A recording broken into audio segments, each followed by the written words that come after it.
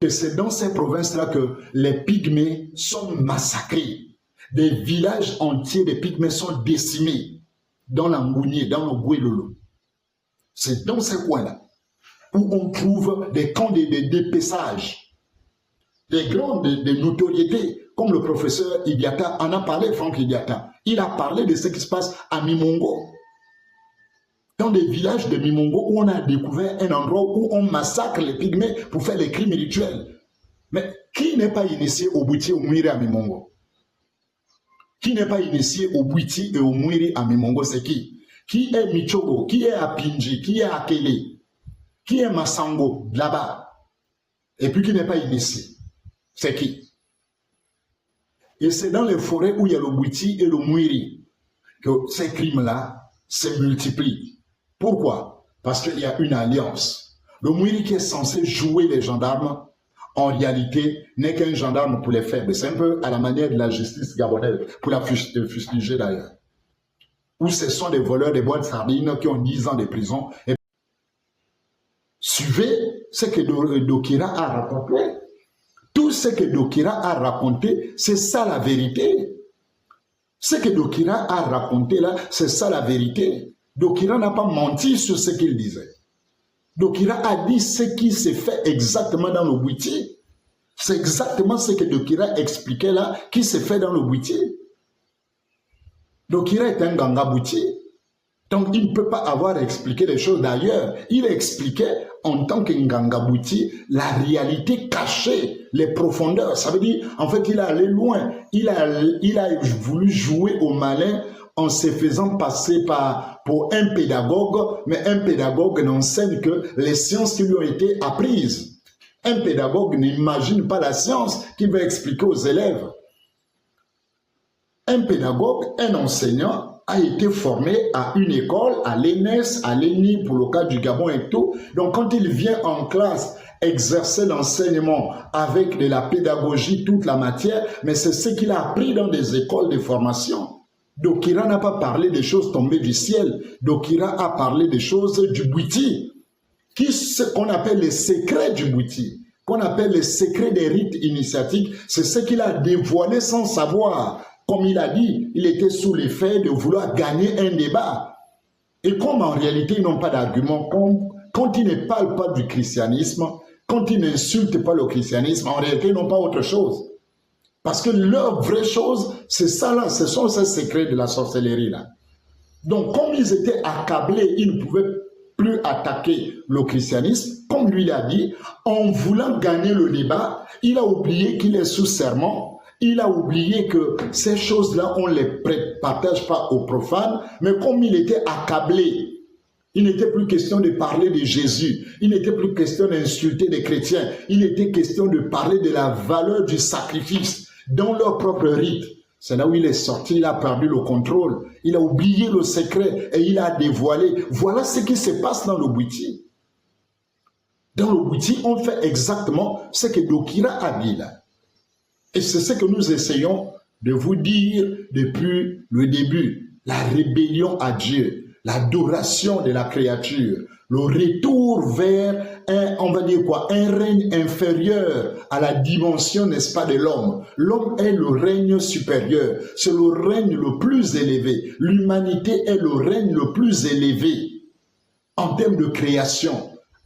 Il n'y a pas un règne supérieur en termes de la création physique, il n'y a pas un règne supérieur au règne humain. Mais regardez comment le Bouiti et le Mouiri s'efforcent à ramener l'homme vers un règne inférieur. Donc, quand vous prenez le Bouiti, vous retrouvez le crime, vous retrouvez les crimes rituels, vous retrouvez les crânes, vous retrouvez les profanations des tombes et vous retrouvez les envoûtements. Ça, c'est un pan qu'on n'a pas encore abordé, les envoûtements. Détruire un foyer, endormir un peuple, et faire disparaître un dossier au tribunal, et consolider son poste dans une administration, même quand on est médiocre à mort. Ces fétiches-là existent. Et les gens sont envoûtés par ces rites initiatiques. Le lien, c'est lequel? Le lien, c'est que vous allez vous rendre compte que Si vous voulez gravir les échelons dans le Bouti pour atteindre un certain grade dans le Bouti, il vous sera impossible d'avancer si vous n'allez pas d'abord vous faire accepter par le Mouiri, vous faire assermenter par le Mouiri. Donc, le Mouiri est comme une sorte de caution morale au crime des bouddhistes. Ça veut dire, le Mouiri a validé le bouddhiste. Quand le bouddhiste va aller maintenant dépécer les gens, va aller maintenant déterrer les tombes, va aller envoûter, lancer les sorts, détruire tel ou tel en vampire, sortir en vampire, il le fait sous le sceau du Mouiri. Est-ce que vous voyez? Il le fait sous le sceau du Mouiri. Donc le Mouiri est, n'est-ce pas, cette sorcellerie qui est le garant maintenant de toutes les atrocités qui se passent dans le Bouti. C'est ce qui fait que celui qui est initié au Mouiri a la primauté sur celui qui est seulement initié au Bouti. Si vous êtes seulement un initié au Bouti et que vous n'êtes pas initié au Mouiri, en fait, vous n'êtes pas un vrai homme. Vous êtes une femmelette. Peu importe ce que vous pratiquez. Donc, les Bakiaso là, les petits Nganga comme les Kiaso là, s'il n'est pas initié au Mouiri, c'est que c'est un faux Nganga. C'est un faux boutiste. Déjà, c'est un boutiste poubelle, voilà, parce que le bouti fan, ça c'est un bouti poubelle. En fait, c'est pas un bouti. Là-bas, c'est la poubelle spirituelle. Là-bas, on ramasse tout. Si vous allez chez Kiaso, vous allez trouver les Bibles, vous allez trouver tout. Autant ils passent le temps à critiquer la Bible, mais autant ils reconnaissent quand même que la Bible est un livre de spiritualité. Mais comment de spiritualité? Un livre qui a été inventé par des Romains selon vous-même. Depuis quand les Romains étaient spirituels pour écrire un livre spirituel? C'est vous qui êtes spirituel. Les Romains n'ont jamais été spirituels. Les Romains n'étaient qu'impérialistes. Donc, est-ce que vous voyez, les Romains n'étaient qu'impérialistes. Ils n'étaient pas spirituels. Ils ont inventé un livre juste impérial. C'est un livre impérialiste. Mais comment ils se retrouvent dans leur mbanja? Les chapelets, je ne sais pas là où ils ramassent ça, si c'est avec les catholiques, ou c'est eux-mêmes qui les fabriquent, je ne sais pas. Ils ramassent le tout. Vous regardez leur décoration au Gabon, là, ils ont désormais les coris, les histoires des Béninois, les trucs du vaudou, sont maintenant dans le bouti, on met maintenant les coris sur les chapeaux et tout. Depuis quand vos grands-parents dans le bouti utilisaient ça? Parce qu'en réalité, c'est la poubelle. Le bouti, et même au Gabon, là, est devenu une poubelle. On retrouve un peu de tout. De l'islam, du christianisme, tout est dans le bouti aujourd'hui là. Mais à la base, le bouti et le Mouiri ont des colonnes vertébrales fondées sur les mêmes éléments. Le crime rituel, la profanation, les tombes, les crânes et la sexualité. Prenez la danse du bouti, prenez tout la veillée de bouti là. Pendant la veillée de bouti, vous avez trois grandes choses qui sont mises en animation. Trois grandes choses. La sexualité. Leurs danses là, pour la plupart, c'est des danses sexuelles. Les symboles qui sont là, la broche torche là, ça c'est le sexe de la femme. Le petit moupito avec lequel ils dansent là, ça c'est le sexe masculin. Donc quand vous les voyez danser là, tout, ça c'est le coït. Ça veut dire là, ils dansent fort, etc. Quand vous voyez les étincelles là, ça c'est l'éjaculation. Donc vous voyez que c'est une mise en scène d'un rapport sexuel. Mais à la fin, ça donne quoi? Ça donne la débauche. Parce que c'est le culte du sexe, le culte de la naissance et puis le culte de la mort. Une veillée de boutique tourne autour de trois symboles. Les balais là, c'est ça. C'est le rapport sexuel, un enfant est né, quelqu'un est mort, on va l'enterrer. Donc, que ce soit le Mouiri, que ce soit le bouti, vous trouvez ce lien-là, ce que nous appelons un pacte, une alliance où l'un valide l'autre. Le Mouiri valide le bouti. C'est ce qui fait que, si vous prenez le cas des milieux dans lesquels le bouti est fortement ancré, le Mouiri est fortement ancré, je vous donne deux grandes zones du Gabon. Prenez la Mounier, prenez le Gouelolo, ces deux provinces où ces deux rites cohabitent, travaillent ensemble. Ce sont des capitales nationales des crimes rituels. Prenez l'Angounier, prenez le Gouelolo, où le Bouti et le Mouiri cohabitent. Vous allez vous rendre compte que c'est dans ces provinces-là que les pygmées sont massacrés. Des villages entiers de pygmées sont décimés dans l'Angounié, dans le Gouelolo.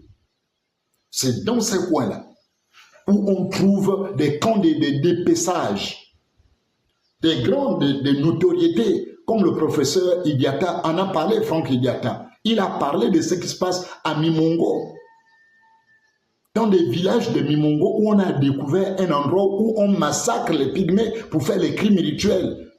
Mais qui n'est pas initié au Bouiti, au Mouiri à Mimongo?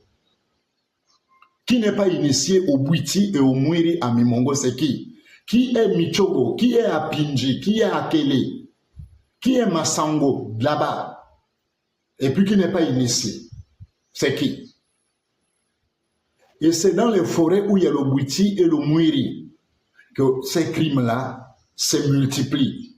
Pourquoi? Parce qu'il y a une alliance. Le Mouiri qui est censé jouer les gendarmes, en réalité, n'est qu'un gendarme pour les faibles. C'est un peu à la manière de la justice gabonaise, pour la fustiger d'ailleurs.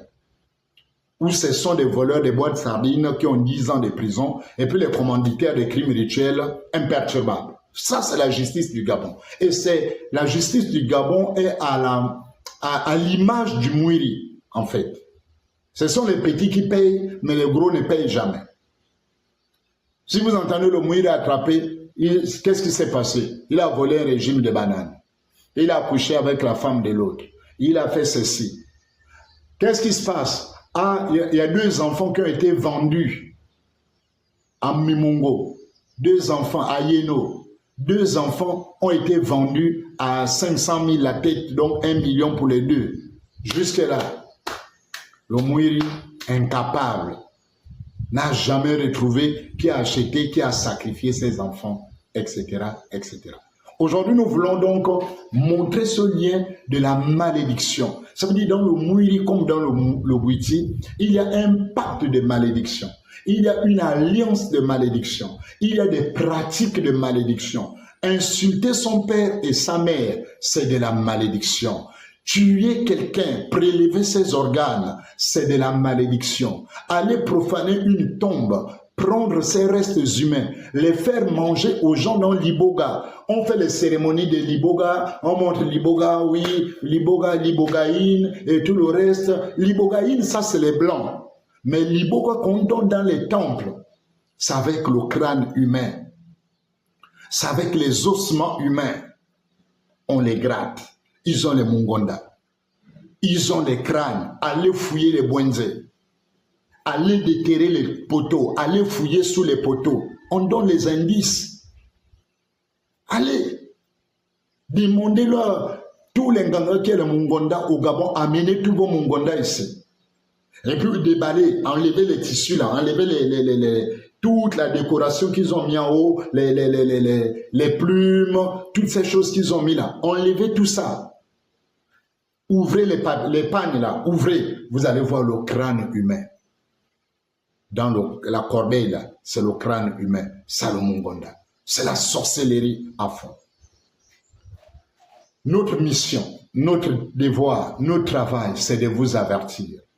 Notre travail, c'est de vous montrer qu'il y a la mort, il y a la malédiction, il y a le crime, il y a la sorcellerie, il y a des pouvoirs maléfiques, il y a des pouvoirs magico-fétichistes. Ça, on ne peut pas vous le cacher, ça existe. Si vous voulez le fétichisme, si vous voulez des pouvoirs magiques, oui, dans le Mouiri, dans le Bouiti, vous les trouvez. Il y a des succursales.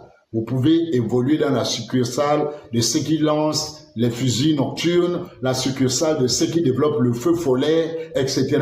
Ça, si c'est ça que vous voulez, allez-y. Mais sachez que vous serez forcément maudit. Vous êtes forcément maudit. Initié au Bouiti, initié au Mouiri, vous êtes forcément maudit. Parce que il y a l'autorité de Dieu qui est rejetée. Au lieu d'adorer Dieu, vous êtes abaissé au règne inférieur animal, vous avez fait des animaux et des plantes, n'est-ce pas, votre Dieu, votre repère, et vous avez perdu la trace du Créateur. Et vous ne manquez même pas de dire que Dieu est une invention. Ça, c'est à votre niveau. Si vous allez dans le Mouiri, vous insultez votre mère, vous insultez votre père, vous êtes un enfant maudit. Et il n'y a aucun ganga sur terre qui peut vous enlever cette malédiction si ce n'est une simple repentance, une vraie repentance au nom de Jésus où vous reconnaissez cet affront à l'autorité de Dieu, cet affront à l'autorité parentale.